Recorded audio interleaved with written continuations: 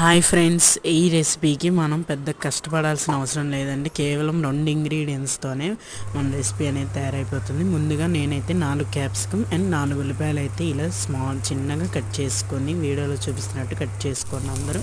తర్వాత ప్యాన్లో గంట ఆయిల్ వేసి ఉల్లిపాయలు వేగేటప్పుడే కొద్దిగా ఉప్పు వేసుకోండి. కొంచెం ఉప్పు వేసాక బాగా కలుపుకొని నేను వీడియోలో చూపిస్తున్నట్టుగా చేయండి. తర్వాత క్యాప్సికమ్ వేసాక మళ్ళీ సరిపడు ఉప్పు వేసేసేయండి. తర్వాత ప్యాన్ మీద మూత పెట్టి లో ఫ్లేమ్లో పెట్టుకోండి. కమ్మగా ఉంటుందండి కర్రీ. లో టు మీడియం ఫ్లేమ్లో పెట్టుకోండి. తర్వాత నేను ఒక 5 మినిట్స్ తర్వాత తెరిచి చూశానండి. కొంచెం నాకు అటు వెళ్ళేసరికి అడుగంటుంది. మీరు కలుపుతూ ఉండండి. కలిపాక కొంచెం నేను ఇక్కడ తుంచి చూపిస్తున్నట్టు ఉల్లిపాయ క్యాప్సికమ్ చూసుకోండి ఎట్లా వేగిందనేది. సరిపడ కారం వేసేసి పొడుము ఉంటుంది కదండి, పుట్నాల పొడుము, అదైతే వేసుకోండి. కారం కలిపిన పుట్నాల పొడుము అండి.